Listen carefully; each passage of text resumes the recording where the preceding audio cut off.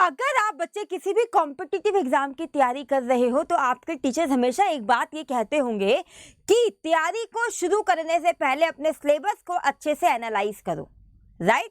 तो hello everyone, I am Preeti, your physics educator. Welcome you all on NEET Phoenix by Unacademy. So मेरे प्यारे बच्चों, कैसी चल रही है आप लोगों की तैयारी, ये आप मेरे को कमेंट्स में बताएंगे, ठीक है? लेकिन बच्चे, आज की हमारी चर्चा का विषय है कि वेटेज क्या रहने वाली है।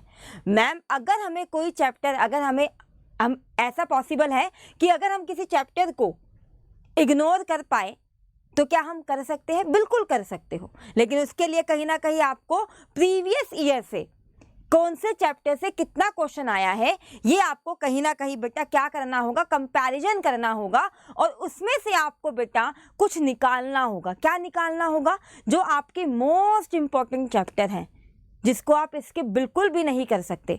तो आओ बिना टाइम वेस्ट करते हुए बच्चे, अगर मैं क्लास 11th के फिजिक्स के चैप्टर वाइज वेटेज देखती हूँ नीट के लिए अपडेट सिलेबस के हिसाब से, ठीक है, 2024 तक जो आपके पेपर बने हैं, अगर आप बेटा ये चीज़ देखते हो, काइनामेटिक्स में आपका 1D एंड 2D दोनों आ जाता है। इसका वेटेज बेटा आपका 2% रहता है, जिसमें एवरेज नंबर, ये मैंने एवरेज लिखा हुआ है, एग्जैक्ट नंबर नहीं लिखा है। कभी किसी साल में 2 आए हैं, कभी 3 आए हैं, कभी 1 आए हैं, तो उस हिसाब का पूरा एवरेज निकाल के बेटा जो आपके एवरेज नंबर ऑफ क्वेश्चन बनते हैं काइनामेटिक्स के, दोनों के मिला के बेटा वो आपका 1 बनता है। और आपका कहीं ना कहीं 1D एंड 2D काफ़ी लेंदी भी है।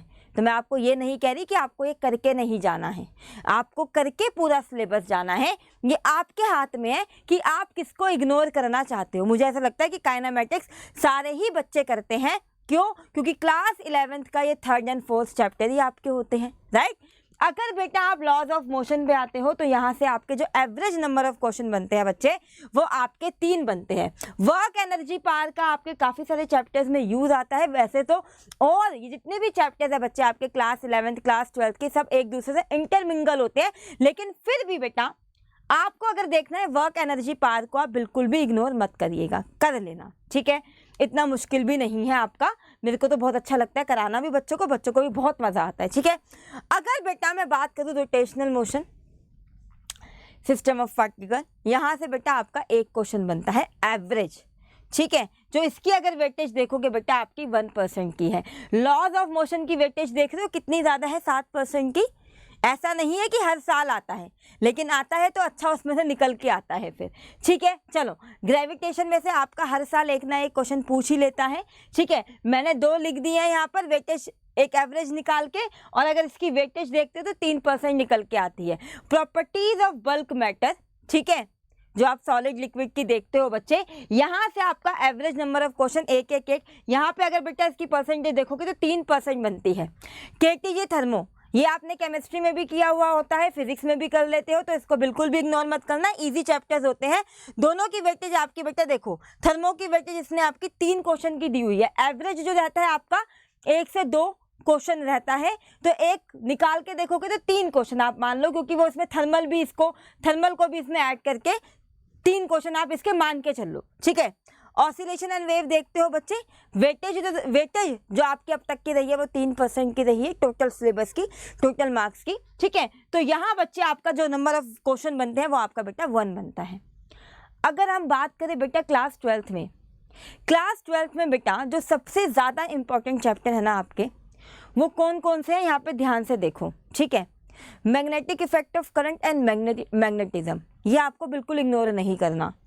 करंट, इलेक्ट्रिसिटी एंड बच्चा ऑल्टरनेटिंग करंट, ये बच्चे आपको बिल्कुल भी इग्नोर नहीं करना है। यहाँ देखो EMI और AC, बल्कि AC को बच्चे आप CE के साथ ही रखो। EMI और AC का अगर बच्चे आप एवरेज नंबर ऑफ क्वेश्चन देखते हो तो ये बच्चे आपके 2 निकल कर आ रहे हैं, ठीक है? EMW को इग्नोर मत करना, इजी चैप्टर है, एक क्वेश्चन हर बार पूछ ही लेता है।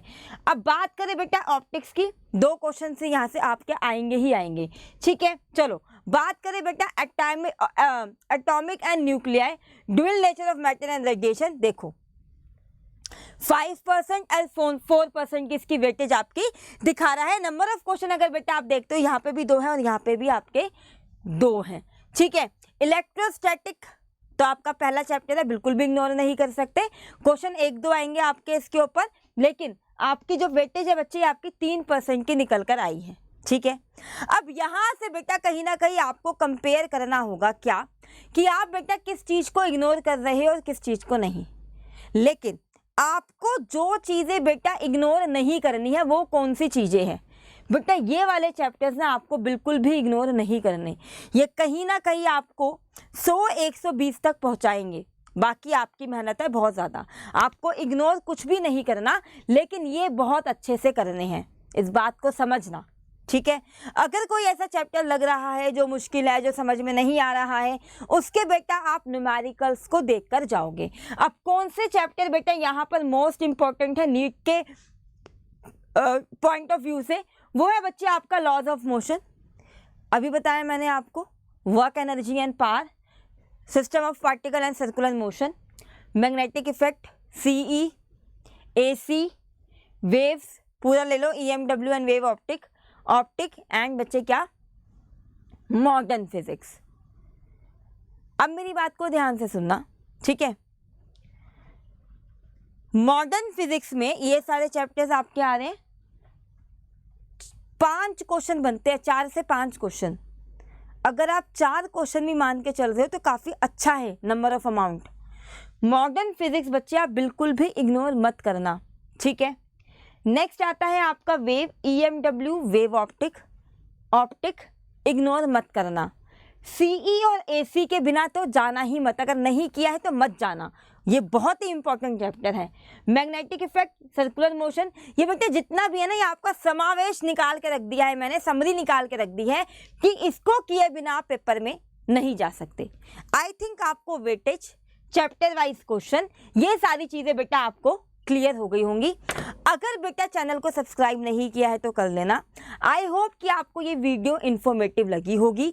तो मिलते हैं हम अपने अगले सेशन में। Thank you so much. I am Preeti, signing off.